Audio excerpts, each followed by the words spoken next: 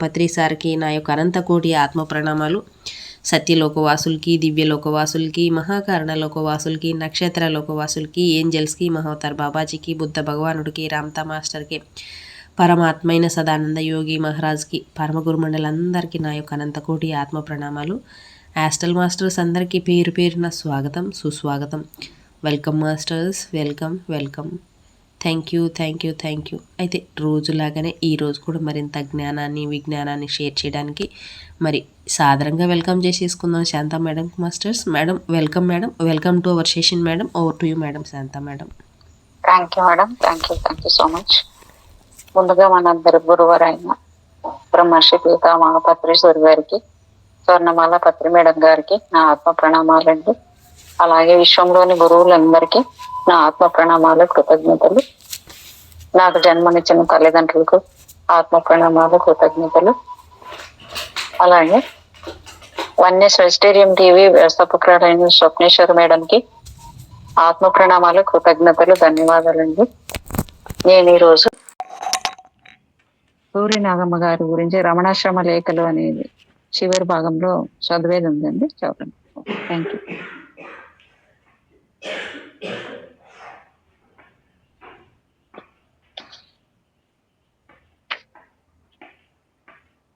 బాగా మూసుకొచ్చేసింది మేడం, బాగా వర్షం వస్తుందేమో అన్నట్లు అయిపోయింది.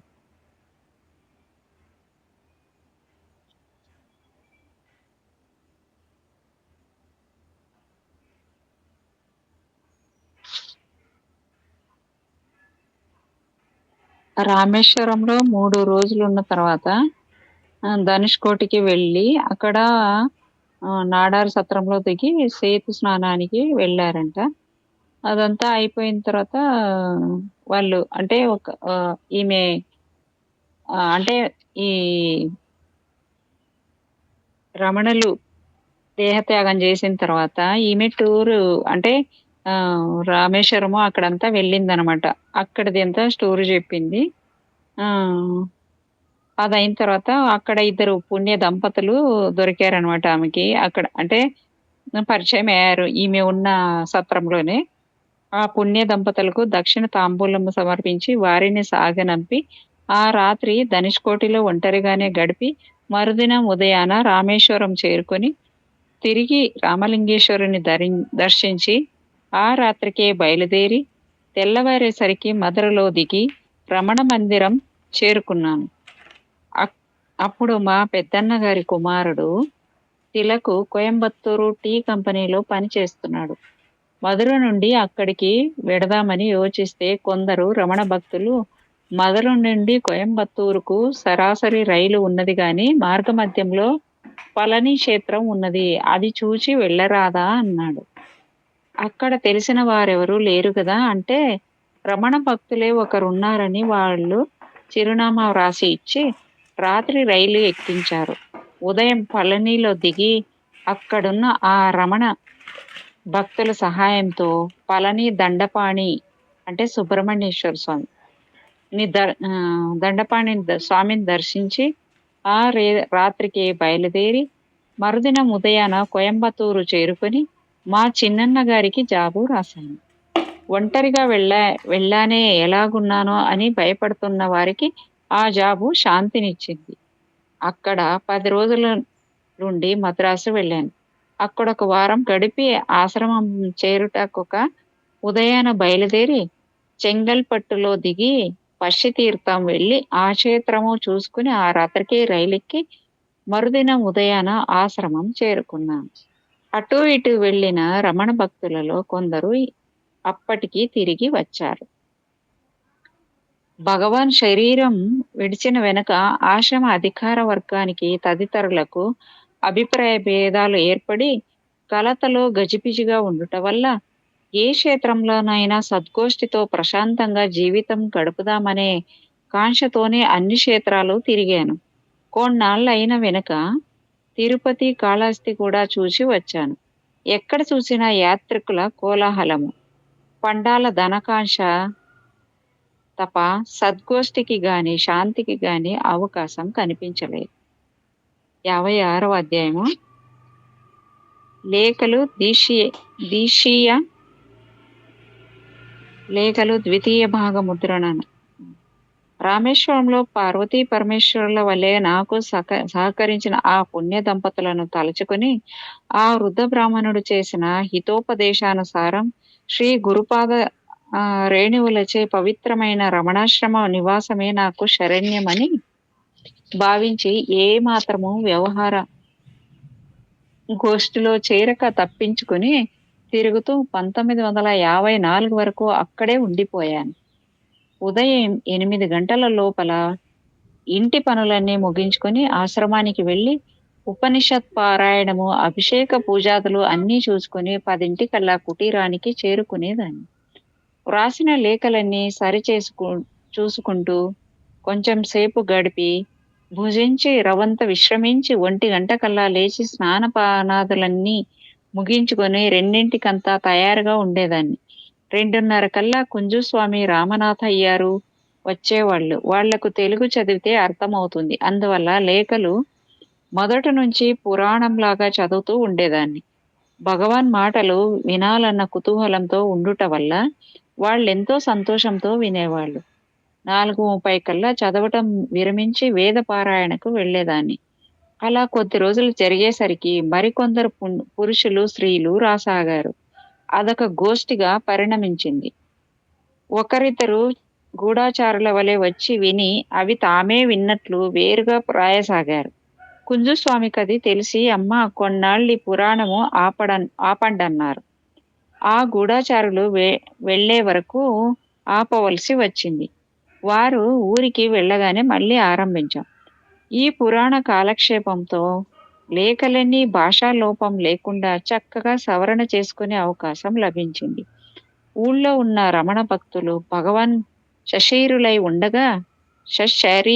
ఉండగా సాయంకాలం వేద పారాయణ వేళకు వచ్చి పారాయణ ముగియగానే వెళ్ళిపోయేవాళ్ళు. భగవాన్ ఎప్పుడూ ఎక్కువగా మాట్లాడరనే వాళ్ళ ఉద్దేశం. నా లేఖల పురాణం విని భగవాన్ ఇన్ని మాటలు మాట్లాడేవారా? అయ్యో మేం వినలేదే అని ఆశ్చర్యపోయేవారు. ఆ విధంగా 2 సంవత్సరాలు గడిచినది. ద్వితీయ భాగం లేఖలకు ఆశ్రమం వారి వద్ద ఒక కాపీ, అన్నయ్య వద్ద ఒక కాపీ ఉన్నది కదా. ఆ భాగం ఎన్నాళ్లకు ఆశ్రమం వారు ప్రకటించే జాడ కనిపించక మా చిన్నన్న గారు తానే ప్రకటించుటకు నిశ్చయించారు. అవి సరిచూసేందుకు శివరామశాస్త్రి గారికి పంపే అవకాశం లేక మాకు దూరపు బంధువులైన దంటు శ్రీనివాస శర్మ గారికి చూపాను. ఆయన కూడా కొన్ని కావ్యాలు వ్రాసిన వారే. వారు అదంతా పరిశీలించి చూసి, ఇవి ఎవరు దిద్దవలసిన పని లేదమ్మా, అసలు ఇదంతా నీవు రాసింది కాదు, భగవద్వాణి వారు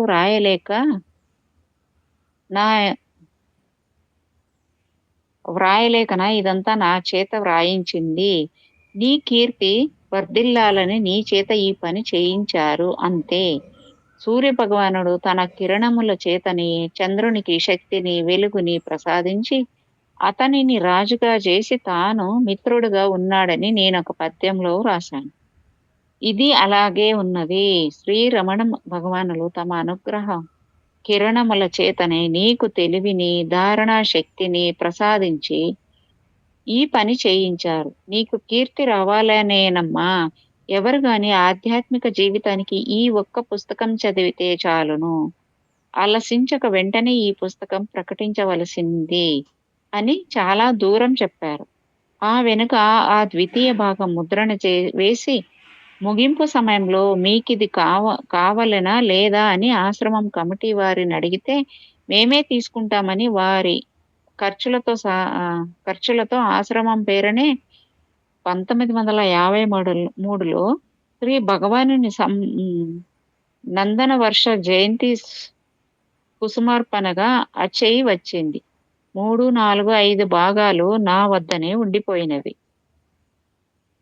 నేను 1941 జూలైలో శ్రీ రమణ భగవానుని సందర్శనానికి వచ్చినది మొదలు 1953 ఏప్రిల్ వరకు సంవత్సరానికి 1-2 సార్లు దేశానికి వెళ్ళి 1-2 నెలలు ఉండి వచ్చిన అరుణాచలంలో రమణాశ్రమ వాసినిగానే ఉన్నాను. 1953 ఏప్రిల్లో నా ఆరోగ్యం బాగా చెడిపోయి మంచం పట్టాను. 1, 2 రోజులు ప్రమాద స్థితిగా ఉండుట వల్ల ఇక్కడి భక్తులు మద్రాసుకు ట్రంక్ కాల్ చేశారు. అక్కడ నుంచి మా అక్క కుమారుడు జి. రఘునాథ శర్మ వచ్చి మద్రాసుకు తీసుకొని వెళ్ళాడు.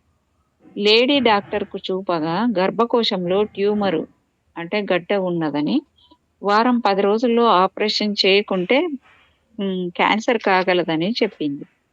వెంటనే ఘోష ఆస్పత్రిలో చేర్చి ఆపరేషన్ చేయించారు. 1 నెల ఆస్పత్రిలో ఉండవలసి వచ్చింది. అక్కడ నా గదిలో భగవాన్ పటం పెట్టుకొని ప్రార్థనాదులు చేస్తూ ఉంటే చూసి కొందరు నర్సులు రమణ భక్తులైనారు. ఆ వెనుక చాలా బలహీనతతో ఉండటం వల్ల అన్నలిద్దరి వద్ద 4, 5 నెలలు ఉండవలసి వచ్చింది. 57వ అధ్యాయం కాశీయాత్ర బయలుదేరిందంట ఈవిడ. అప్పుడే అంటే 1953 సెప్టెంబర్‌లో మా చిన్నన్న గారు భార్య కాశీయాత్రకు వెడుతుంటే అదివరక క్షేత్రాలు చూడనందున నేను బయలుదేరాను. నాకింకా బలహీనత తగ్గనందున కాశీ, గయా, ప్రయాగ ఆ 3 మాత్రమే చూసి వెనక్కు వచ్చేట్టు వాళ్ళు హృషికేశం వరకు వెళ్ళేట్టు ఏర్పాటు చేసుకున్నాం. ముందు ప్రయాగ వెళ్ళి 1 రోజుతో ఆ యాత్ర ముగించుకొని రైలెక్కి మరుదిన ఉదయాన కాశీ చేరుకున్నాం. విజయనగరం రాజావారి బంగళాలో మా మకాం. కాశీలో అడుగు పెట్టగానే మా వదినకు జ్వరం పట్టుకుంది. ఆ పగలంతా డాక్టరు, వైద్యము ఆ కలాపంతో ఉండి సాయంకాలం ఎలాగో విశ్వేశ్వర దర్శనం మాత్రం చేసుకున్నాం. అసలు కాశీలో 3 రోజులే ఉండాలనుకున్నాం. కానీ మరుదినం కూడా మా వదినకు జ్వరం తగ్గలేదు. మా అన్న నన్ను చూసి, "అమ్మాయి, మీ వదిన జ్వరం తగ్గకుంటే ఇంటికే ప్రయాణం కావలసి వస్తుంది. మా మాట ఎలాగున్నా నీవు నీ యాత్ర పూర్తి చేసుకో" అన్నాడు. నాకు గంగా స్నానం, విశ్వేశ్వర దర్శనం చాలును. మరి ఏ కర్మకాండ అక్కర్లేదు అన్నాను. అయితే నేను మీ వదిన వద్ద ఉంటాను. నీవు నీ పని పూర్తి చేసుకో. కావాలంటే పండాను సహాయం తీసుకొని వెళ్ళు అన్నారు. ఎవరూ వద్దు, ఒంటరిగానే వెడతానని రిక్షా మాట్లాడుకొని విశ్వేశ్వర ఆలయానికి సమీపంలో ఉన్న మణికర్ణికా ఘట్టానికి వెళ్ళాను. గంగా స్నానం చేసి పట్టుబట్టు కట్టుకొని చెంబుతో గంగ తీసుకొని మార్గంలో ఒక అర్ధాణాతో పత్రి కొనుక్కొని విశ్వేశ్వరాలయానికి వెళ్ళాను. నిరాటంకంగా భగవాన్ వద్దకు ఎలా వెళ్ళేదాన్నో అలాగే విశ్వేశ్వర సన్నిధానికే వెళ్ళి గంగా జలంతో అభిషేకం చేసుకొని తెచ్చిన పత్రితో పూజించి ఇచ్చవచ్చినంత సేపు స్తుతించి ఆనంద బాష్ప పూరితమైన కళ్ళతో గర్భాలయం నుండి బయటికి వచ్చాను. ఆ గర్భాలయానికి 4 వైపులా ద్వారాలున్నా విశేష దినాలలో తప్ప తదితర దినాలలో సింహద్వారం ఒకటే తెరిచి ఉంచుతారట. ఆ దినం అదొక్కటే తెరిచి ఉన్నది. ఆ ద్వారానికి ఎదురుగా కూర్చున్నాను. అక్కడ కావలి ఉన్న అతడు, "అమ్మా, ఎక్కడ నుంచి వచ్చారు" అని హిందీలో ప్రశ్నించాడు. "రమణాశ్రమం నుంచి వచ్చాను. మా అన్న, వదిన కూడా వచ్చారు. విజయనగరం కోటలో ఉన్నారు" అని విషయమంతా వచ్చిరని హిందీలోనే చెప్పాను. అతనెంతో సంతోషించి, "అలాగా అమ్మా, రమణ మహర్షి గొప్ప జ్ఞాని అని విన్నాను. వారి సన్నిధిలో నివసించి మీ జన్మ ధన్యం చేసుకున్నారు తల్లి" అని అంటూ ఉండగానే ఎవరో వచ్చి అతన్ని పిలిచారు. అప్పుడు వెళ్ళక తప్పదని అటు ఇటు చూస్తే ఎవరూ కనిపించలేదు. నన్ను చూచి, "మాతాజీ, కొంచెం సేపు ఇక్కడ నిల్చొని చూస్తూ ఉంటారా? అలా అలా వెళ్ళి వస్తాను" అని వినయంగా అడిగాడు. "ఓ, మంచిది, దానికేమి, అది మహాభాగ్యం గదా" అన్నాను. వెంటనే తన స్థానం నాకిచ్చి వెళ్ళాడతను. నేను పరమానందంతో విశ్వేశ్వరుని ద్వారపాలకురాలనుకునుగా 1 గంట సేపు నిలిచి వచ్చిపోయే జనాన్ని సర్దుబాటు చేస్తూ ఆలయంలో ఉన్న సామగ్రిని జాగ్రత్తగా చూస్తూ జనం రానప్పుడు ఆ గుమ్మం మీద కూర్చొని ధ్యానంలో మగ్నమవుతూ ఇంటి సంగతే మర్చిపోయినాను. 1 గంట అయిన తర్వాత ఆ ద్వారపాలకుడు వచ్చి నాకు కృతజ్ఞతలు తెలుపుతూ సాగనంపాడు. నేను బసకు వచ్చేసరికి 11 దాటింది. ఉదయం 7 లోపల వెళ్ళిన దానిని అంతవరకు రానందున మా అన్న తత్తరబిత్తరలాడుతూ రోగిని వదిలి బయలుదేరుటకు సంసిద్ధుడవుతూ ఉన్నాడు. నన్ను చూడగానే ఆయన ప్రాణాలు లేచి వచ్చినట్లయింది. "ఏమమ్మా" అంత ఆలస్యం చేశావు. గంగలో స్నానం చేస్తూ ఏమైనావో ఏమోనని గాబరా పడ్డాను. ఒంటరిగా వెళ్ళావాయే వాయను వెదకటానికి బయలుదేరదామనుకుంటున్నాను అన్నాడు. గంగా స్నానం త్వరలోనే ముగిసిందన్నయ్య. విశ్వేశ్వరుని వద్దనే ఇంత ఆలస్యమును. భగవాన్ తర్వాత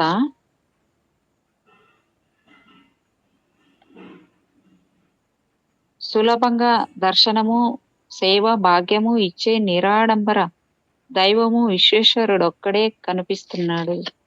ఒక్క నిమిషం మేడం, చాలా చీకటయిపోయింది. కొంచెం లైట్ వేసుకుంటాను.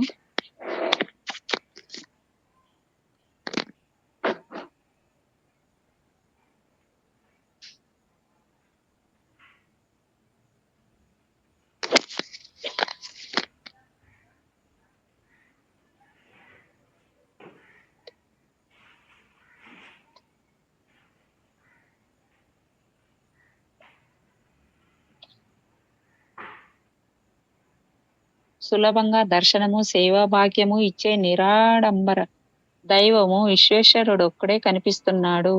ఈ క్షుద్రజీవిని తన ద్వారపాలకురాలిగా 1 గంట సేపు నిలుపుకున్నాడు సుమా అన్నాను. మా అన్న విస్తుపోయి, అదేమిటమ్మా, అక్కడ సిఫార్సు లేనిది ఎక్కువసేపు ఎవరినీ నిలవనియ్యరే.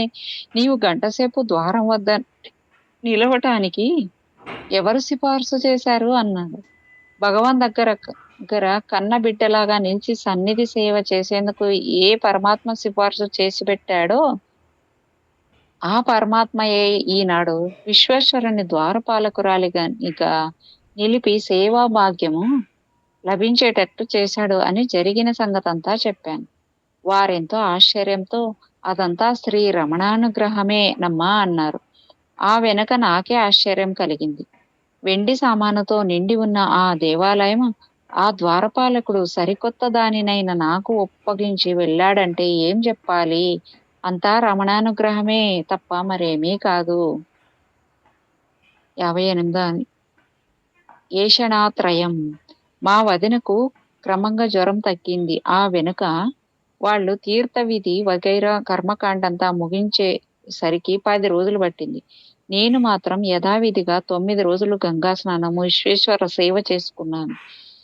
సెలవంతా కాశీలోనే గడిచిపోవటం వల్ల మా వాళ్ళు హృషికేశం ఇత్యాదులు మరొకప్పుడు చూడవచ్చునని ఆ ప్రయాణం విరమించి గయ వెళ్ళి అక్కడ నుంచి కలకత్తా మీదుగా ఇల్లు చేరుకుందామని నిశ్చయించారు. నాకిక ఒంటరి ప్రయాణం తప్పింది. గయ చేరుకున్నాం. వటవృక్షం కిందనున్న విష్ణు పాదాల మీద పిండ ప్రదానం మొదలైన కర్మకాండంతా మా వాళ్ళు చేస్తూ ఉంటే సాక్షి మాత్రంగా చూస్తూ నిలబడ్డాను నేను.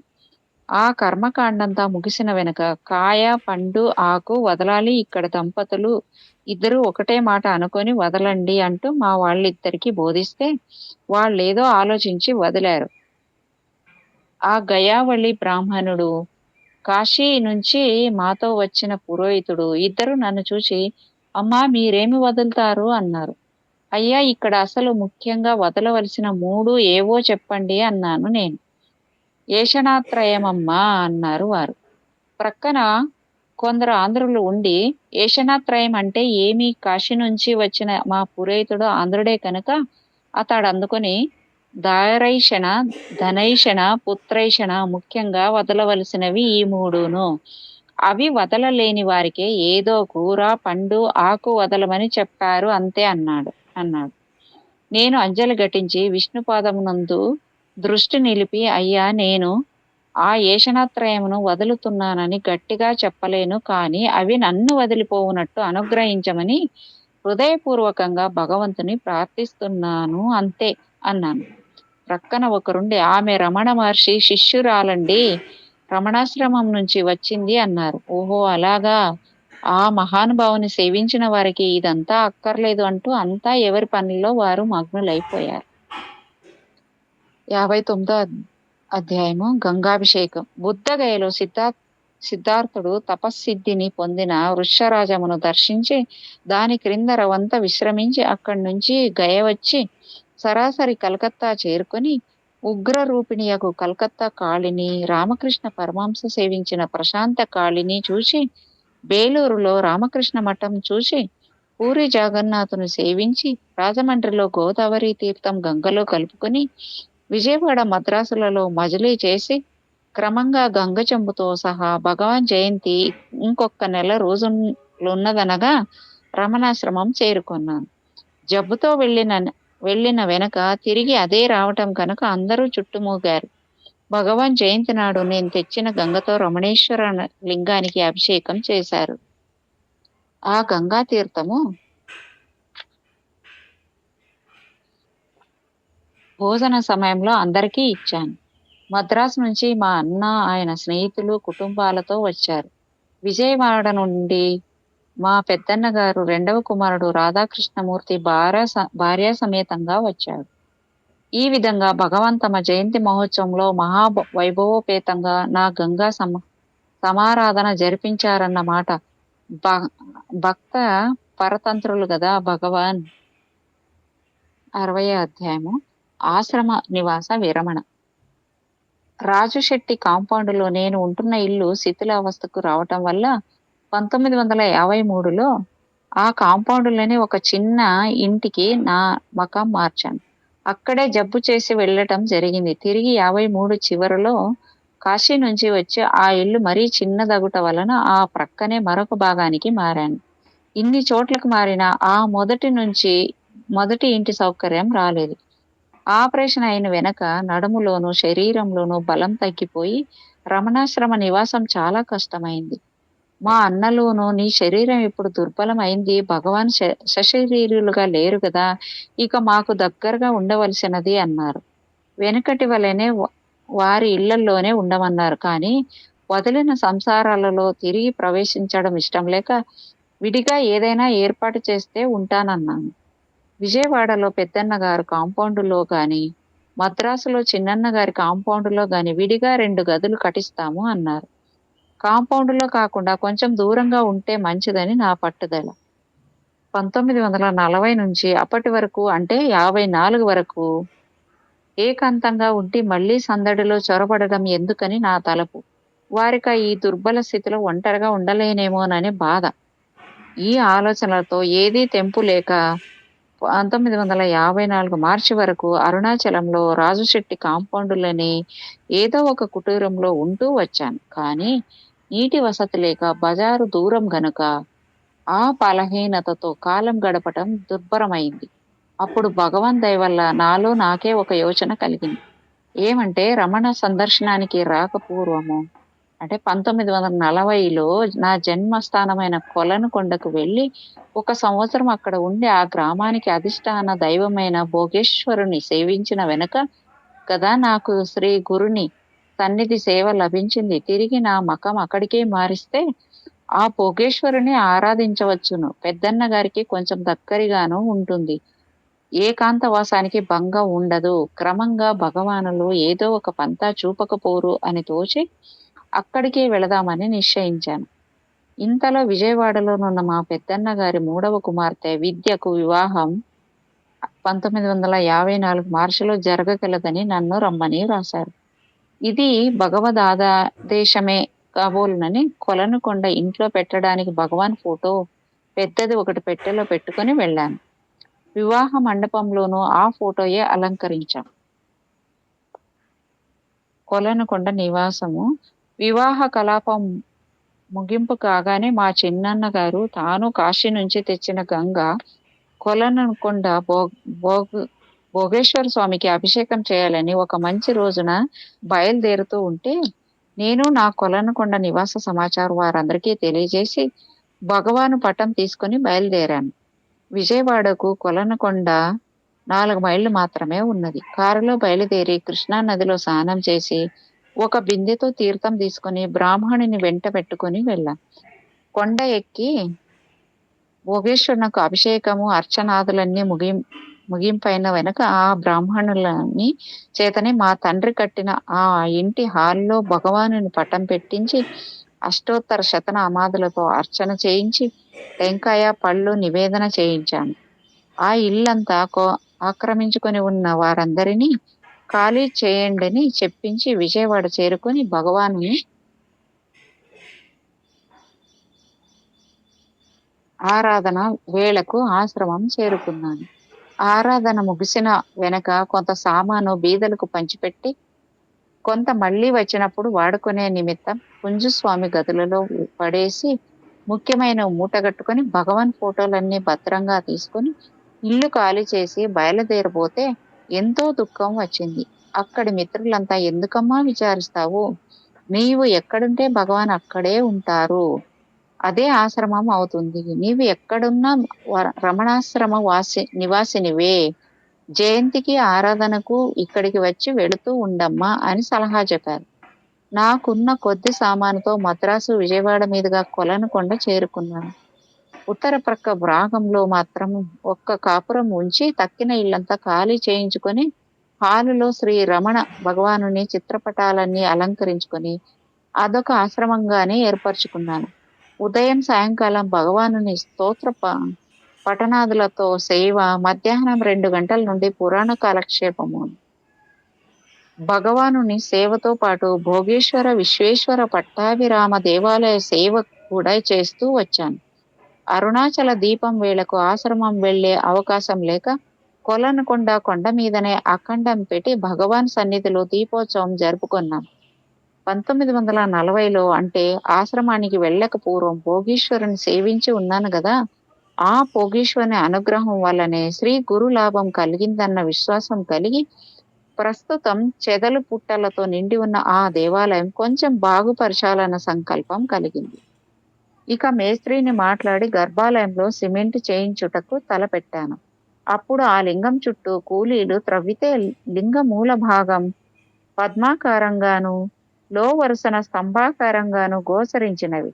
పూర్వం మా తాతలెవరో ఆ లింగాన్ని క్రిందకు తెచ్చి ప్రతిష్ఠించామని, త్రవ్విస్తే ఎంత త్రవ్వినా అడుగు భాగం అంతుపట్టలేదని, అంతటితో ఆ ప్రయత్నం విరమించి అక్కడే చిన్న ఆలయం కట్టించారని విని ఉండుట వల్ల ఎంతవరకు నిజమో చూడాలన్న కుతూహలంతో అర్చకుడు రాఘవరావు అనే యువకుడు, నేను చాలాసేపు కూలీలచే త్రవ్వించి చూశాం. ఎంత త్రవ్వినా స్తంభాకారమే కనిపిస్తుంది గాని అడుగు భాగం అంతు చిక్కలేదు. 1 గజం లోతు వరకు అలాగే ఉన్నది. ఇక ఆ దేవరహస్యం దుర్భేద్యం అని ఆ ప్రయత్నం విరమించి సిమెంటు చేయించాము చుట్టూను. 62వ అధ్యాయము. ఆలయంలో సర్ప సమ్మేళనము. సిమెంట్ పని ముగిసిన వెనక సంప్రోక్షణాదులు జరిపి నిత్యం వెళ్లకున్నా విశేష దినాల్లో అర్చకునితో పాటు నేను వెళ్లి అభిషేక పూజాదులు సక్రమంగా జరిపించి వచ్చేదాన్ని. అదేవిధంగా ఒక విశేష దినమందు ఉదయం 8 గంటల లోపల పూజా ద్రవ్యాలు, ఆవు పాలు అన్నీ బుట్టలో పెట్టుకుని కృష్ణ కాలువ జలం చెంబుతో పుచ్చుకొని కొండకు వెళ్ళాను. అర్చకుడు రాఘవరావు అన్నం గిన్నెను గుడ్డలో కట్టుకొని అది ఒక చేత్తో, నీళ్ల బిందె ఒక చేత్తో పుచ్చుకొని బయలుదేరాడు. అతని ముందు నేను వెనక ఎక్కసాగాం. కొంత ఎక్కిన వెనక నేను ముందు వెళ్లి తలుపు తెరిచి గుమ్మంలో ముగ్గు వేశాను. మీరు నిదానంగా రండి అని తాను గబగబా మెట్లకి తలుపు తెరిచి గాబరాతో వెనక్కి వచ్చి మెట్ల వద్ద నిలబడ్డాను. ఆ గుళ్ళోకి అప్పుడప్పుడు పాములు వస్తూ ఉంటవని, లింగాన్ని చుట్టుకుంటవని విని ఉండుట వల్ల అతని గాబరా చూసి, ఏమయ్యా స్వాముల వారు వచ్చారా ఏమి అన్నాను. ఆ అంటూ నేను మెట్లన్నీ ఎక్కే వరకు అట్లాగే నిలిచిపోయాడు అతను. నేను వెళ్ళి ఏరి ఎక్కడున్నారు చూద్దాము రా బాబు, వారే వెళ్ళిపోతారు, భయం ఎందుకు అన్నాను. ఇద్దరం గుడిని సమీపించి, అదుగోనండి అత్తయ్య గారు ద్వారబంధం పొడుగునా చూడండి అని దూరంగా ఉండేవి చూపాడు. నేను దగ్గరికి వెళ్ళి చూశాను. ద్వారబంధానికి లో వరుసన తోక పైకి తల క్రింది వైపుకి పెట్టి కదలిక మెదలక బారుగా ఉండిపోయింది ఆ సర్పం. వెళ్ళు నాయనా వెళ్ళు, అభిషేకం చేయాలి, వెళ్ళు బాబు వెళ్ళు, ఇక్కడుండకు అంటూ చప్పట్లు కొట్టాను. కదలదు. హరే రమణ, హరే రమణ, హరే రమణ అంటూ పాట పాడి పో నాయనా అంటూ ఊహూ చలనం లేదు. హుష్ హుష్ అంటూ దూరం నుంచే అతను అదిలించాడు. ప్రయోజనం శూన్యం. ఏం చేయాలి? అభిషేకం చేయకుండా వెడదామన్నా తలుపులు మూసేందుకు వీలు లేదు. తలుపులు మూయకుండా వెడితే సామాను దొంగల పాలవుతుంది. ఆయన ఆ విశేషం దినం నాడు అన్నీ సిద్ధపరచుకుని వచ్చి అభిషేకం చేయకుండా వెళ్ళటం నాకేమీ నచ్చలేదు. దాదాపు 1 గంట వరకు అనేక రకాల శబ్దం చేసి చూశాను. ఏమీ మార్పు లేదు. నాకప్పుడు వారెవరో మహాత్ములై ఉంటారు. ఈ చొక్కా తొడుక్కొని వచ్చారంతే. నన్న భగవాన్ మాటలు మననానికి వచ్చి రాఘవరావు, నేను పాముకు ప్రక్కనే గుమ్మం వద్ద నిల్చుంటాను. నీవు లోపలికి వెళ్లి అభిషేకం చెయ్యి. ఈ దృశ్యానికి భయపడి ఈ పర్వదినం నాడు అభిషేకం మానరాదు అన్నాను. అమ్మో! ఆ పాము లోపలికి వస్తేనో అన్నాడతను. నాకేదో వెర్రి నమ్మకం కలిగి అది లోపలికి రానే రాదు. అథవా అలా వస్తే నేను గట్టిగా పట్టుకుంటాను. నీవు బయటకు వెళ్ళి అది నన్ను కరిచినా పర్వాలేదు. నీ ప్రాణానికి నా ప్రాణం అడ్డు వేస్తాను అని దృఢ స్వరంతో చెప్పాను. పాపం మా యువకుడు మా యువకుడు నా మాట నమ్మి సరేనన్నాడు. నేనా పాము పక్కనే నిలబడి అతడిని సంభార సహితంగా లోపలికి పంపాను.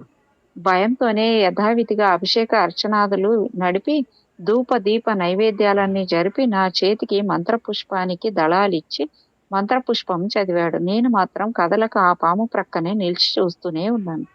మంత్రపుష్పం ముగింపై తక్షణతో సహా పత్రి పళ్ళెంలో వేసేనో లేదో వెంటనే ఆ పాము కదిలింది. అటు బయట వైపుకు తిరగక గర్భగుడి వైపుగా నా కాలి ప్రక్కనే తిరిగింది. ఆ అర్చకుడు తత్తరలాడాడు. నా మనసులోనూ కొంచెం కలవరం కలిగింది. నా మాటకై కాదు, ఆ అర్చకుని కాపాడాలి కదా, ఎలా రక్షణ అని వెంటనే భగవానుని స్మరించి ధైర్యయుతమైన మనసుతో ఆ పామును ఉద్దేశించి, ఇటు తిరుగుతావెందుకు నాయనా, బయటికి తిరుగు బాబు అన్నాను శాంతంగా. వెంటనే ఆ పాము ఇటు తల అటు త్రిప్పి బయటి దారి బట్టి జరజర గుడికి ప్రదర్శనంగా వెళ్ళిపోయింది. వెంటనే నేను నా వెనుక ఆ అర్చకుడు బయటికి వచ్చి చూశాను. ఎక్కడా ఆ పాము జాడ గోచరించలేదు. నేనెప్పుడూ చూచావా రాఘవరావు? వారెవరో మహాత్ములు సుమా ఈ పుణ్యదినం నాడు భోగేశ్వరుని అభిషేకం చూడాలని ఆ రూపంతో వచ్చారు. అది వరకు మనం ఎంత శబ్దం చేసినా వెళ్ళక మంత్రపుష్పం కాగానే వెళ్ళిపోయారు. ఏమంటావు అన్నాను. అతడు ఆశ్చర్యచకితుడై ప్రసన్న చిత్తంతో నాకు ప్రసాదం ఇచ్చాడు. ద్వారం బంధించి ఇద్దరం కొండ దిగాం. ఈ వింత సమాచారం అతడు ఎందరితోనో చెప్పాడు. మా అత్తయ్య గారు పాములతో కూడా మాట్లాడతారు అని అంటూ ఉండేవాడు. ఆ కొండ మీద జన సంచారం తక్కువ అవడం వలన పాముల సంచారం ఎక్కువగానే ఉండేది. మా ఇంటి వెనకనే పైరు పొలాలు ఉండటం వలన ఇంటి ప్రాకారంలోనూ సర్ప సంచారం ఉంటూనే ఉండేది. ఆశ్రమంలో కూడా వాటి సంచారం అలవాటే కనుక నా వల్ల వాటికి గాని, వాటి వల్ల నాకు గాని అలజడి ఉండేది కాదు. ఆలయాలలో నవరాత్రి పూజలున్నా జరిపించాం. అప్పుడు ఆ పాములు అటు ఇటు తిరుగుతూనే ఉండేవి. కానీ భగవద్ అనుగ్రహం వలన ఎవరిని ఏమీ చేయలేదు. అక్కడున్న 5-6 స్వామికి పార్వేట ఉత్సవాలను జరిగినవి. ధర్మకర్తలు మా అన్నలు ఇతర దాయాదులు కావడం వలన నాకు ఏమీ కర్తృత్వం లేకుండానే ఆ కర్మకాండ జరిగిందన్నమాట. అప్పుడే నేను భోగేశ్వర మహిమ అనే శీర్షికతో ద్విపదమాలిక వచనం రాశాను. ఆరాధన అనే పత్రికలో ప్రకటించారు. అయితే ఈ కర్మకాండలో మగ్నమై ఆశ్రమం మాట మర్చిపోలేదు. ఎక్కడున్నా నేను రమణాశ్రమం వాసిని. ఏది చేసినా అది శ్రీ రమణ సేవయే కాని మరొకటి కాదు. ఎక్కడున్నా మధ్యాహ్నం 2-3 ప్రాంతాన వినాలన్న కుతూహలంతో వచ్చిన స్త్రీ పురుషులకు 1-2 గంటల కాలం శ్రీ రమణ బోధామృతంను పంచిపెట్టడం నాకు పరిపాటి అయింది. 1954 మే ఆ ప్రాంతాల నుండి 1959 మార్చి వరకు నేను కొలనుకొండలోనే ఉన్నప్పటికీ భగవాను జయంతికి ఆరాధనకు ఆశ్రమానికి వెళ్ళి 1-2 నెలలు ఉండి వస్తూ ఉండేదాన్ని. వెళ్ళినప్పుడల్లా లేఖల పఠనం జరుగుతూనే ఉండేది. 63వ అధ్యాయము లేఖల ముద్రణ. చాలా మంది రమణ భక్తులు అముద్రిక్తంగా ఉన్న లేఖలు 3, 4, 5 భాగాలు ప్రచురించండని ఆశ్రమం వారిని ప్రోత్సహించారు. కానీ అప్పటి సందర్భంలో వారందుకు పూనుకొనలేదు. అందువల్ల 1958లో 3వ భాగం రమణ లేఖావళి అనే పేరుతో మా చిన్నన్న గారే ప్రచురించారు. దానికి అవతరణిక శ్రీ వేలూరి శివరామశాస్త్రి గారు రాసి ఇచ్చారు. అప్పుడే 4-5 భాగాలుగా ఉన్న లేఖలు ఆంధ్రప్రభ వారపత్రికలోనూ ప్రకటించారు. పాఠకులంతా అవన్నీ చాలా బాగున్నవి, ఆశ్రమం వారే ప్రకటించుట మంచిదని ప్రోత్సహించడం వల్లను, అప్పటికి ఆశ్రమ పరిస్థితులన్నీ చక్కబడినందువల్లను 1964-65 మధ్యలో ఆశ్రమం వారే 3, 4, 5 భాగాలుగా ఉన్న తామే ముద్రించారు. 4వ భాగానికి అఖండం సీతారామ శాస్త్రి గారు అవతరణిక వ్రాశారు. 5వ భాగానికి విశ్వనాథ సత్యనారాయణ గారు పీఠిక వ్రాసి నా భాష శిష్ట వ్యావహారిక భాష అని నిర్ణయించారు. ఆ 5 భాగాలకు మా చిన్నన్న డిఎస్ శాస్త్రి గారి చేత ఇంగ్లీషులోకి తర్జుమా చేయించి ఆశ్రమం వారే ప్రకటించారు. కొలనకొండ మకాం పెట్టిన కొద్ది రోజులకే నాకు రక్తపు పోటు ప్రారంభమైంది. అక్కడ డాక్టర్ లేక మందు దొరకక ఇబ్బందిగా ఉండేది. అప్పుడప్పుడది బాగా బాధించేది. విజయవాడకు కబురు వెళ్ళటం, అక్కడి నుంచి ఎవరో ఒకరు వచ్చి నన్ను తీసుకుని వెళ్ళటం, కొంచెం తగ్గగానే నేను బంధు సంఘంలో ఉండకుండా కొలనుకొండ రావటం జరిగేది. అలా 4, 5 ఏండ్లు గడిచిన వెనక ఇక నేను తమ వద్ద ఉండనన్న నిశ్చయం వాళ్లకు కలిగింది. భగవాన్ దయ వల్ల మా చిన్నన్న డిఎస్ శాస్త్రి గారికి విజయవాడ మారుతీనగరం గోగినేని వారి వీధిలో తనకున్న ఖాళీ స్థలంలో చిన్న డాబా ఇల్లు కట్టించి నన్నక్కడ ఉంచాలన్న సదుద్దేశం కలిగింది. అక్కడ ఉంటే వైద్య సహాయం ఉంటుంది. ఊళ్ళో పెద్దన్న శేషాద్రి శాస్త్రి గారు కుటుంబంతో ఉన్నారు గనక అవసరాన్ని అనుసరించి మనుష్య సహాయము ఉంటుందని వారి ఊహ. భగవాన్ అనుగ్రహమే ఇందుకు మూలమని నా నమ్మకం. మా పెద్దన్న గారు కొంత, చిన్నన్న గారి అల్లుడు సూరి రామకృష్ణ శాస్త్రి కొంత శ్రమించి కట్టించిన ఆ కుటీరం భగవద్ అనుగ్రహం వల్ల 1959 మార్చి నాటికి లైట్లతో సహా తయారైంది. ముందు భగవాన్ చిత్రపటము, వెనుక నేను ఆ ఇంట్లో ప్రవేశించాం. భక్తులు కొందరు యోచించి రమణ సదన్ అని గేటుకు బోర్డు కట్టారు. నిత్యం ఉదయాన రమణ అష్టోత్తరము, రమణ చతుర్వింశత్ పారాయణ, సాయంత్రం ఉపదేశ సారము, భగవాన్ స్తుతి పాటలు, శక్త్యానుసారం భగవాన్ బోధనలు, తదితరమైన వేదాంత గ్రంథ పఠనం ఇత్యాదులన్నీ జరుపుటకు ఆరంభించాం. కొన్నాళ్ళు భగవాన్ జన్మ నక్షత్రమైన పునరోసుకు ప్రతి నెల పూజ, ఉపనిషత్ పారాయణాదులను జరిగినవి. మా చిన్నన్న గారు ఈ చిన్న పటం ఏమిటమ్మా అని మద్రాసు నుంచి భగవాన్ చిత్రపటం ఒకటి పెద్దది స్టాండ్తో సహా పంపారు. ఆ చిత్రపట సన్నిధిని సద్గ్రంథ పఠన పారాయణ ధ్యానాదులన్నీ ఆశ్రమంలో వలెనే నడుపుకుంటూ ఉన్నాను. చుట్టూ చిన్న తోట నిర్మించుకొనుట వలన ప్రశాంతంగానూ ఉన్నది.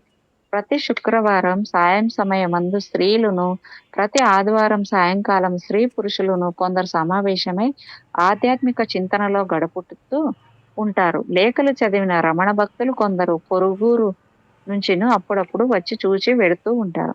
అందువల్ల ఆంధ్రదేశంలో ఉన్న రమణ భక్తులకు ఇదొక చిన్న రమణ కేంద్రంగా పరిణమించినదని చెప్పవచ్చును. కొందరు ఆశ్రమ పుస్తకాలు కావాలనని కోరటం వల్ల రమణ సదనానికి ఎదుటి ఇంట్లో ఉండే వి శేషగిరిరావు అనే ఒక భక్తుడు ఆశ్రమ పుస్తకాలు తెప్పించి విక్రయించుటకు ఆరంభించాడు. ఈ విధంగా శ్రీ రమణుని బోధల ప్రచారం జరిగింది. ఏటేటా జయంతికి, ఆరాధనకు 2 సార్లు ఆశ్రమానికి వెళ్లే ఓపిక తగ్గి 5-6 సంవత్సరాలుగా విజయవాడ మారుతీనగరము రమణ సదనము ఆవరణలోనే జయంతి జరుపుకుని ఆరాధనకు మాత్రమే ఆశ్రమానికి వెళ్లి 1-2 నెలలు ఉండి వస్తూ ఉన్నాను. ఏటేటా అరుణాచల దీపోత్సవమున్న యథాశక్తిగా రమణ సదనను ఆవరణలోనే జరుపుకుంటూ ఉన్నాం. అయితే ఈ రమణ సదనం ఆశ్రమంలో ఎప్పుడూ ఉండేది భగవాను అంటే అరూప భగవాన్, నేను ఇద్దరమే. భక్తులు ఎవరు వచ్చినా కొంతసేపు ఉండి వెళ్ళటమే గాని నిలువుండరు. భోజనాది వసతులు ఇక్కడ లేనందువల్ల సకృతగా ఏ ఒక్కరో తప్ప ఎవరూ ఉండరు. ఇప్పుడే కాదు, 1941 జూలైలో అరుణాచలం వెళ్ళినప్పటి నుండి నేటి వరకు నాకు ఏకాంతవాసమే. అప్పుడు ఆశ్రమంలో ఉన్న స్వరూప భగవానుడు, ఇప్పుడు చిత్రపట రూపంగా ఉన్న అరూప భగవానుడు తోడు నీడగా సదా ఉంటూ ఉన్నారన్నమాట. ఎవరైనా ఒంటరిగా ఎలా ఉంటున్నావమ్మా అంటే భగవాన్ ఉన్నారుగా అని నిర్భీతిగా సమాధానం చెప్పే శక్తిని భగవాన్ అనుగ్రహించారు. ఆ భగవద్ అనుగ్రహమే ధైర్యస్థైర్యములనిచ్చి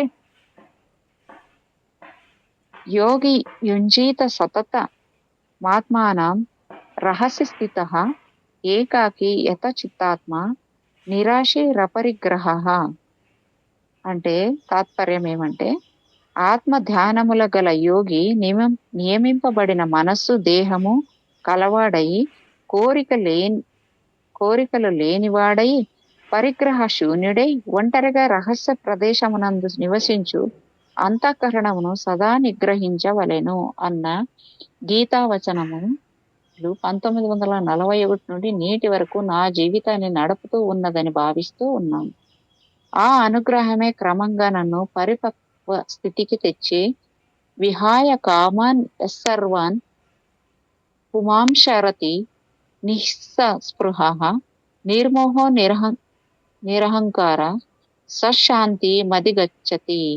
తాత్పర్యం ఏమంటే ఏ పురుషుడు సమస్తములైన కామములను విడిచి కాంచారహితుడై నిస్పృహతో అహంకార మమకారములు లేనివాడై సంచరించుచున్నాడో ఆ పురుషుడు శాంతిని పొందుతున్నాడు అని కృష్ణ భగవానులు చెప్పిన ఉత్తమ స్థితికి తీసుకొని పోగలదని హృదయపూర్వకంగా విశ్వసిస్తున్నాను.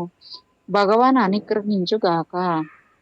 నా నివాసం అరుణాచలం నుంచి మారినా ఏటేటా కొంతకాలం ఆశ్రమంలో గడపటం నా విధిగా భావించి నేటి వరకు అలాగే గడుపుతూ ఉన్నానని చాలా చోట్ల వ్రాసే ఉన్నాను. వెళ్ళినప్పుడల్లా ఆశ్రమం వారంతా నన్నెంతో వాత్సల్యంగా పూర్వం వలెనే చూస్తూ ఉన్నారు. భగవానుకు పెద్ద కూతురని, ఆశ్రమానికి పెతాడుచబడుచున్న